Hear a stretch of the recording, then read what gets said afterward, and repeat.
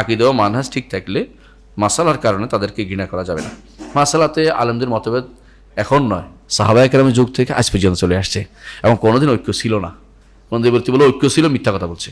এই জন্য কোনোদিন আকিদা ও মানহাজ ঠিক থাকলে দুইজনে দুই রকম একই মজলিসে হয়।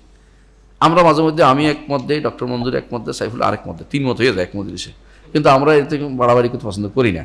আমাদের ওস্তাদের দেখেছি দুইজন আসছে একসাথে, একই গাড়িতে আসছে, এসে আমাদের মজলিসে বসছে।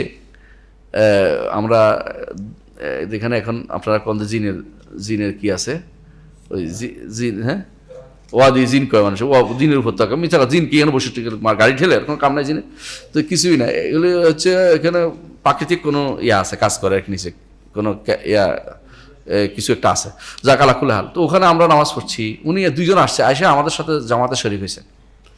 একজনে আমাদের সাথে, আমরা 2 রাকাত পড়েছি, যদি আমরা মনে করছি অনেক দূর বাড়ি, ও যায় চিনে যেহেতু মদিনাবাসী ছিল, ওয়াদিল বাইদা। আরেকজন, দুইজনে একই গাড়িতে আসছে, আরেকজন না এটা কাছে মনে হচ্ছে, 4 রাকাত পড়েছে। আমরা 2 রাকাত পড়েছি, উনি 4 রাকাত পড়েছেন। আর আরেক ওস্তাদ আমাদের সাথে 2 রাকাত পড়েছেন। একই গাড়িতে আসছে দুজন। কি মনে করেন আপনি? দুইজন দুইমত, কিন্তু একই গাড়িতে আবার চলে গেছে এবং শিখিয়ে দিলেন আমাদেরকে যে আমরা দুইজন কিন্তু একই সাথে যাবো, আমরা দুজন আবার ভালো বন্ধু, তুমি মাসলা নিয়ে তোমরা ঝগড়া করতে চাইও না।